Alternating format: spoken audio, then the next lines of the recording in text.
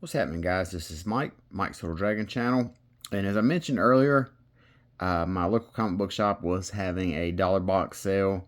So I went down there. When I went to pick up my weekly books, I hit the dollar boxes. And I got as you can see by this big stack right here, I got a ton of dollar books.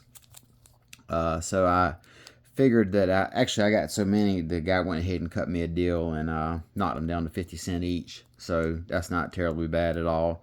But a lot of them I got just for, like this Supergirl here, I got this because it's such a strong cover. You know, this is by the late, great Michael Turner. But, you know, for $1 or 50 cents, you can never go wrong with this stuff. So I'll go ahead and take a look at what I got. I got a Youngblood #2 right here, first appearance of Shadowhawk. Normally I'll grab Youngbloods when I see them, especially the first issue. When I see them for cheap, you know, it's just a nostalgia type thing. Then I got a whole bunch of these Philip Kennedy Johnson Batman. This one's a Joshua Williams, but a whole bunch of the Philip Kennedy Johnson Batman and Robins. Like I said, a ton. So I guess now I'm reading Batman and Robin,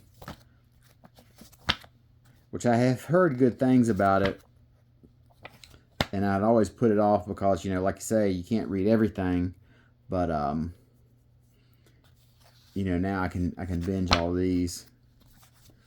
I got this maxi, not really maxi trade, but kind of like a you know, a special edition of Manhunter by Archie Goodwin and Walt Simonson.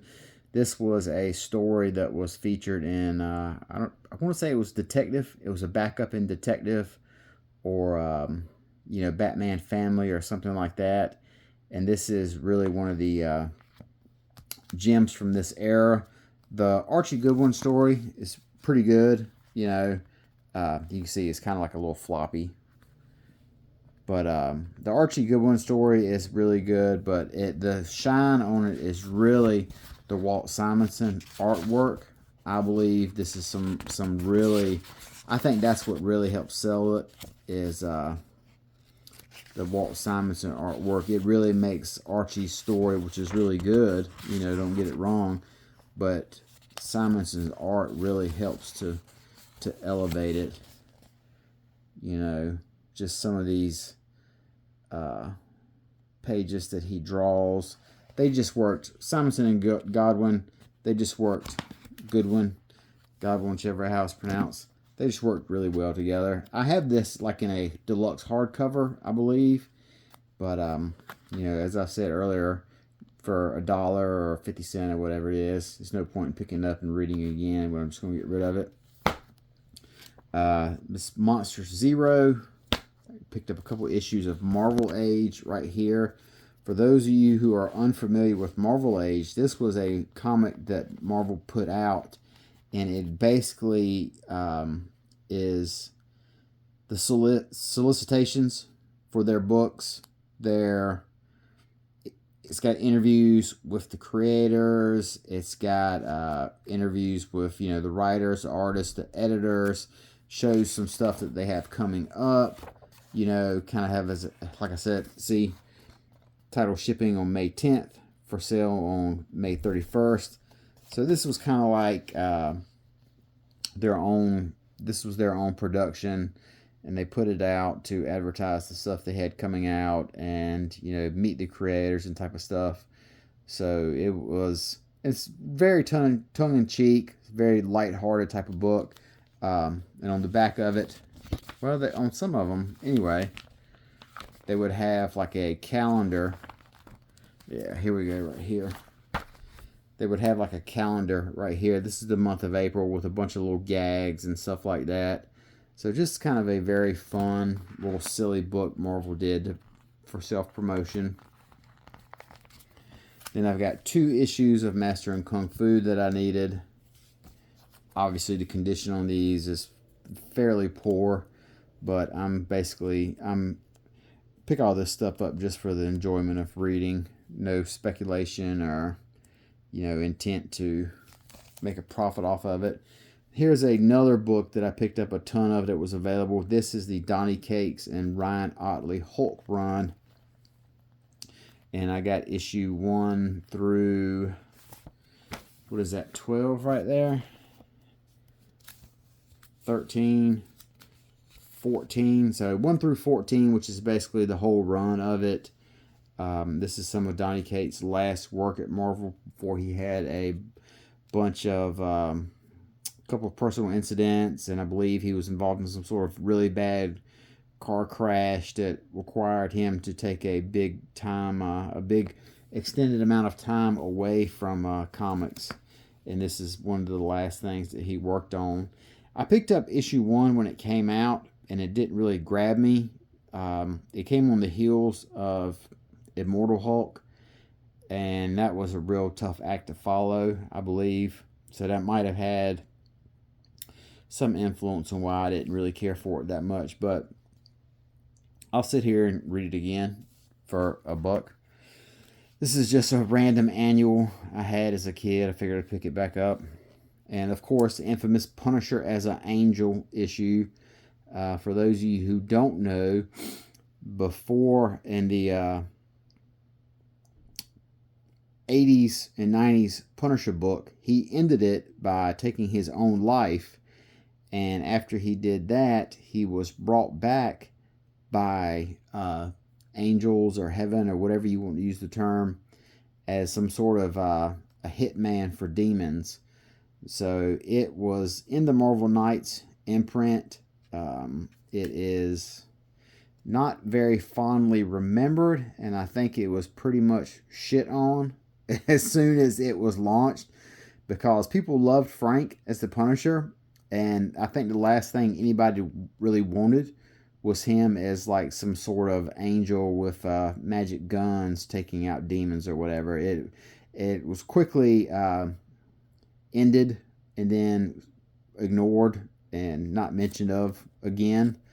So I picked this up as a little kind of a little fun thing to read. I hadn't read it in so long. It'd be interesting to see how it was.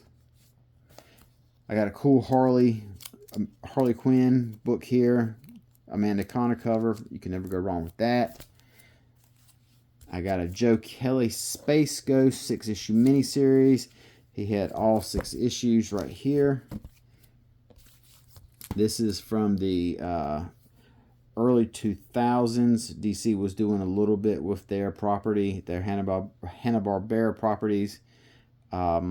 I think Space Ghost was really the only thing they did anything with until they launched the Future Quest, I think it was called, a handful of years later. But you've got Alex Ross covers, Joe Kelly on the inside. You can't go wrong with that. Here's another J. Scott Campbell, really cool cover I got right here of MJ and Black Cat. Nakayama Catwoman cover. Another She-Hulk cover. I like this cover, but I have no idea why she is carrying this huge anchor. It's kind of confusing, but she does look really badass. Her arms rip right there. And then last I have Monkey Man and O'Brien. This is an Art Adams book that was put out by Legend. This was kind of like this was an imprint at Dark Horse Comics. Kind of like an Image style, but this level of creators, they did not have the popularity that the Image guys had, even though they were probably more talented overall. They just did not have the amount of popularity with the young folks during this time period. So that Legend imprint quickly ended up being much ado about nothing. But still, you can't go wrong with Art Adams. At least in my opinion, he's one of my favorite artists. You know, I really enjoyed his style back in the day. It was one of the first artists I had seen that had like that style he has. You know, kind of like a manga type influence. You know, I loved that. I loved the Art Adams stuff. I actually read somewhere recently that Art Adams, who has a really, really long career in comic books, only has about 35 or 36 Marvel books that he's worked on, which is probably the company he's done the most stuff for, is Marvel. So out of his whole career at Marvel and his long established legendary career, not even 40 books at Marvel. So that just goes to show you the impact this guy has with the small amount of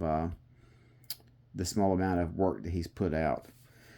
So like I said, this was all dollar stuff. It was really great fun to dig and root through these boxes and see what I could find. And the price was definitely right. And I got some real fun covers right here. Some stuff I'm just going to read and throw away. Other stuff I'll probably keep. Like, I'll keep all these really cool covers, but the rest of the stuff will probably just get turned back into my comic shop for some store credit, which will be pennies on the dollar or something like that. So just I thought I would give you guys a look at all the books I picked up today. It's always fun to hit the dollar boxes. You never know what you're going to find. And at $1 each, or in my case, 50 cents each, it's no big loss. So, till next time, you guys take care. Talk to you later, and bye-bye.